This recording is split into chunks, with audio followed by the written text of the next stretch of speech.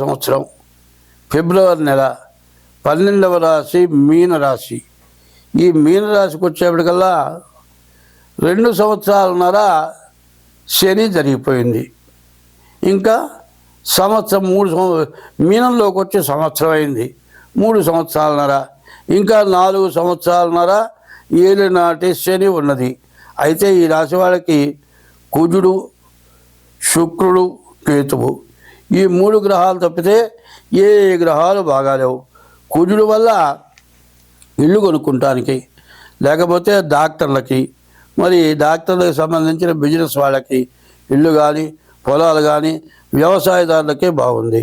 శుక్రుడు వల్ల ఇల్లు కట్టేటువంటి వాళ్ళు, ఇంటికి సంబంధించిన మెటీరియల్ అమ్ముకునే వాళ్ళకి అన్ని విధాలు కూడా బాగుంది. మరి ఇల్లు కట్టేటువంటి బ్రోకర్సు, బిల్డర్స్ వీళ్ళందరికీ బాగుంది. కేతువు ఉన్నాడు. కేతువు వల్ల మంచి జ్ఞానం కలుగుతుంది. మంచి జ్ఞానం కలిగి అందరితో కూడా కలిసిమెలిసి ఉండగలిగి ఏ పనైనా సరే సాధించగలుగుతారు. ఇప్పుడు చెప్పిన వ్యాపారాల్లో మరి వివాహ సంబంధించిన సామాన్లు కానీ, ఇంటికి సంబంధించినవి కానీ, డాక్టర్లు కానీ, ఇళ్ళ స్థలాలు కానీ, ఇల్లు కట్టుకునేవాళ్ళ వీళ్ళందరికీ కూడా మంచి జ్ఞానం కలిగి మీరు చెప్పే మాట విని అన్ని విధాలు బాగుంటుంది. కానీ చెప్పాలి అంటే ఈ మీనరాశికి ఏలినాటి శని వచ్చేప్పటికల్లా జన్మంలో శని చాలా ఇబ్బంది పెడతాడు.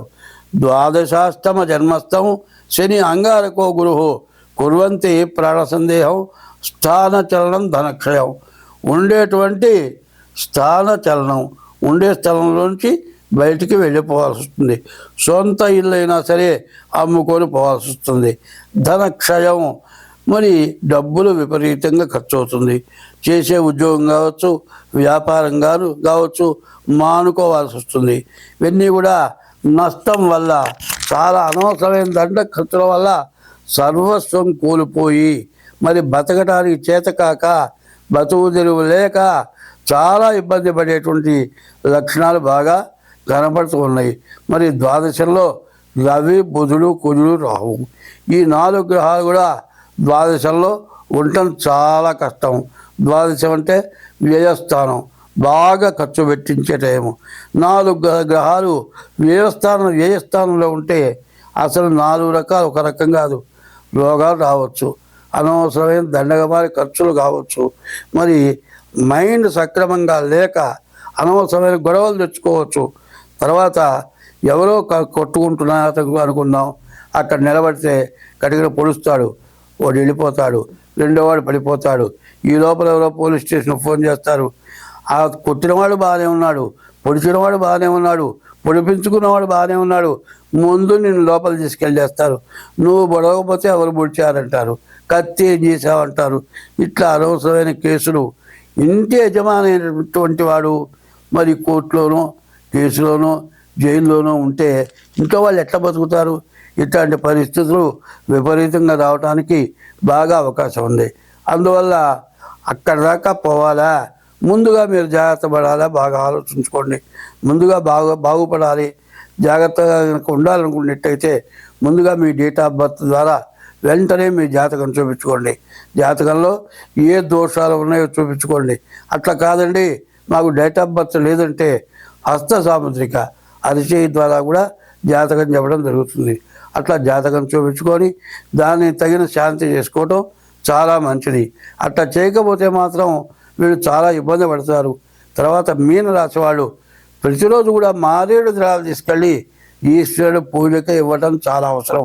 ఈ రాశి వాళ్ళు ప్రతిరోజు కూడా నవగ్రహాల గుళ్ళోకి వెళ్ళి శని దగ్గర దీపారాధన చేసి నల్ల నువ్వులు శని మీద వేసి, నువ్వులు కాస్త వేసి శనికి ప్రతిరోజు కూడా దండం పెట్టి రావాలి. శనిని ఎవరైతే పూజిస్తారో శని వాళ్ళని ఎప్పుడు కూడా ఇబ్బంది పెట్టడు. జన్మంలో ఉన్నటువంటి శని చాలా బాధ పెడతాడు. చాలా కష్టాలు, భరాయించలేని కష్టాలు, జీవితంలో మర్చిపోలేనంత కష్టాలు వస్తాయి. ఈ మీనరాశి వాళ్ళు ఇక చెప్పాలి అంటే బతకడం కంటే చచ్చిపోదాం, ఏ రకంగానైనా చచ్చిపోదాం అనే ఈ బాధలు పడలేము. తర్వాత అప్పుల వాళ్ళు పీక్కు తింటారు. ఇంట్లో కూడా లేకుండా ఎక్కడికో పోయి దాక్కుండే పరిస్థితి వస్తుంది. మరి తిండి తిప్పలు లేకుండా చాలా బాధలు పడే పరిస్థితి జన్మంలో ఉన్న శని వల్ల చాలా విపరీతమైన బాధలు ఉన్నాయి. చెప్పాలంటే చదువుకునే పిల్లలకి బాగాలేదు, మరి వ్యాపారస్తులకు బాగాలేదు, మరి తర్వాత ఉద్యోగస్తులకి అంతకంటే బాగాలేదు. ఒక్క కుజుకి సంబంధించిన వ్యవసాయదారులకు మాత్రం బాగుంది. మిగతా వాళ్ళకి ఎవరికి మోటార్ ఫీల్డ్ చెబుతా, మోటార్ ఫీల్డ్ మరీ పూర్తిగా బాగాలేదు. అసలు వ్యాపారాలే బాగాలేవు. మరి బాగాలేదు కదా అని భాగస్వామ్యంగా ఎవరితోన్నా కలిసేటట్లయితే నీతో భాగం కలిసిన వాళ్ళు లాభం పొందుతాడు, నీవు పూర్తిగా అప్పులు నీ నెత్తిన పడతాయి. కాబట్టి ఇట్లాంటి పరిస్థితులు బాగా ఎక్కువగా ఉన్నాయి. కళాకారులకు మాత్రం బాగా మంచిగా ఉంది. కళాకారులకు బాగా ఉపయోగపడే లక్షణాలు ఉన్నాయి. కానీ ఏది ఏమైనా ఏలినాటి శనివాళ్ళు పొద్దున్నే లేచి సూర్య నమస్కారాలు చేయాలి. ఉదయం పూట సూర్యుడికి నమస్కారం చేస్తే బ్రహ్మతో సమానం. మధ్యాహ్నం పూట సూర్యుడికి నమస్కారం చేస్తే మహేశ్వరుడు పరమేశ్వరుడికి నమస్కారం చేసినట్లు. సాయంకాలం పూట నమస్కారం చేస్తే శ్రీ మహావిష్ణువుకి నమస్కారం చేసినట్లు. 3 వేళలా తప్పనిసరిగా సూర్య నమస్కారం చేయండి. తెల్లవారుజామున సూర్యోదయానికి ముందు నిద్ర లేచి స్నానం చేసి ఇంట్లో దేవుడి దగ్గర దీపారాధన చేసి మరి ఈ 3 వేళలా సూర్యుడికి నమస్కారం చేయండి. మారేడు చెట్టు ఎక్కడన్నా మీకు దొరికితే చెట్టు దగ్గరికి వెళ్ళండి. మారేడు చెట్టు స్పర్శనం చూస్తేనేమో పుణ్య పాపం పోతుందిట. స్పర్శనం పాపనాశనం, తాకితే ఇంకా పాపం పోతుందిట. అఘోర పాప సంహారం, విపరీతమైన చెయ్యరాని పాపాలు. ఎట్లా ఉంటుందంటే పెద్దవాళ్ళని ఆడమనిషిని చంపితే పాపం, తర్వాత గర్భిణీ స్త్రీని కొడితే గర్భస్రావం అయితే పాపం, పసిబిడ్డను చంపితే పాపం, గర్భం రాకుండా ఇవాళ నిరోధం, గర్భం రాకుండా నిరోధించడానికి ఆపరేషన్లు చేస్తున్నారు. అది భ్రూణ హత్య, అది ఇంకా పాపం ఉంటారు. ప్రతి వాళ్ళు అది చేయక తప్పటం లేదు. మరి ఎక్కువ మంది పిల్లలు అయితే పోషించలేవని ఆపరేషన్ చేసి పిల్లలు పుట్టకుండా చేయటం, ఇది భ్రూణ హత్య. ఈ ప్రతి వాళ్ళకి ఈ పాపం చుట్టుకుంటుంది. తెలియని పాపాలు విపరీతంగా మనం చేస్తున్నాం. వాటి నుంచి నివృత్తి పొందాలంటే దేవుడు తప్పితే దిక్కు లేదు. ఎవరి ఇష్టదైవాన్ని వాళ్ళు పూజించాలి. అదే కాకుండా తల్లిదండ్రులకు అన్నం పెట్టాలి. తల్లిదండ్రులను ఎట్టి పరిస్థితిలో అన్యాయం చేయకూడదు, వృద్ధాశ్రమాలకు పంపించకూడదు, భార్యని కొట్టకూడదు. భార్యకి ఇంట్లో ఇబ్బంది కలిగేటట్లుగా అత్తాకోడళ్ళకు గొడవలు వస్తూ ఉంటాయి. ఈ గొడవలు ఎట్లా వస్తున్నాయి, దేనివల్ల వస్తున్నాయి? వాళ్ళు చెబితే వింటం కాదు, మీరు కళ్ళారా చూడాలి. మరి నీ భార్య అంటుంది, మీ అమ్మకి నాన్నకి అన్నం పెట్టారంటుంది. అన్నం తిన్నారో లేదు ఎట్టా కనుక్కోవాలి? ఇంటికి పోయామా, అన్నం పెట్టా, అన్నం తిన్నావా? తిన్నా. ఏం వేసుకు తిన్నావు? బలానా ఏదో కూర పప్పు పచ్చడి అవుతుంది. ఒక పచ్చడి వేసుకు తిన్నాను అనుకో, నీకు అన్నం పెట్టినప్పుడు కూర పప్పు వేసి పెడితే మెమ్మకి పచ్చడి వేసి పెడితే సరిగ్గా పెట్టలేదు అని గ్రహించి మాట్లాడాలి. ఏదో సాక్ష్యాధారాలు లేకుండా భార్యను ఆ తల్లినో తండ్రినో ఇబ్బంది పెట్టడం కానీ చేయటం కానీ తప్పదు. మనిషికి 2 కళ్ళు ఎంతో, అటు భార్య ఇటు తల్లిదండ్రులు అంతే. ఇద్దరిని కూడా బాధ్యత వహించవలసిన బాధ్యత మగవాడికి ఉంటుంది. మరి భరించేవాడు భర్త. భర్త అనే పదానికి అర్థం ఏంటంటే కుటుంబాన్ని మొత్తాన్ని భరించాలి. భార్యకే మొగుడు కాదు, భర్త అనేదానికి అందరినీ భరించి పోషించేవాడు భర్త అవుతాడు. అటువంటి వాడు అందరినీ జాగ్రత్తగా చూడాలి. ఇప్పుడు ఎక్కువగా ఏం జరుగుతుందంటే ఎక్కువగా పెద్దవాళ్ళని వృద్ధాశ్రమాలకు పంపిస్తున్నారు. అయితే వాళ్ళలో కూడా కొంతమందికి చాదస్తం, అనవసరమైన గొడవలు పెట్టుకుంటూ ఉండొచ్చు. కానీ ఇంట్లోనే ఒక గది ఏర్పాటు చేసి వాళ్ళని జాగ్రత్తగా చూడటం, చివరి దాకా చూడాలి. ధర్మశాస్త్రం ఏం చెప్తుందంటే జీవితో వాక్యకరణం, వాళ్ళు బతికున్నంతకాలం వాళ్ళు చెప్పినట్లు వినాలి. ప్రత్యబ్దం భోజనం, వాళ్ళు చచ్చిపోయిన తర్వాత కర్మ ఇవన్నీ చేయటం కాకుండా ప్రతి సంవత్సరం వాళ్ళు పోయిన తిథి రోజున ఆబ్దీకం పెడతాను, తద్దినం అంటారు. అది 365 రోజులు వాళ్ళకి ఒక్క రోజు కింద వస్తుంది. ఆ రోజున ఆబ్దికం పెట్టడం తప్పనిసరిగా చేయాలి. ప్రత్యబ్దం భోజనం, గయాయాం పెనుదానాత్య, గయకు వెళ్ళి పినప్రదానం చేయాలి. చచ్చిన తర్వాత అన్నీ చేస్తున్నారు కానీ బతికుండంగా అన్నం పెట్టలేదు.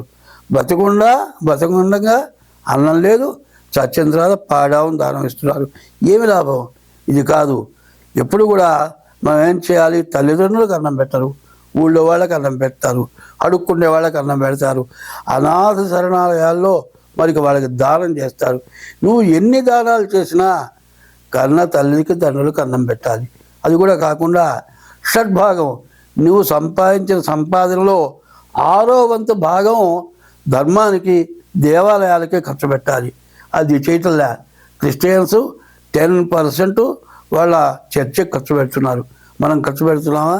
ఖర్చు పెట్టలే.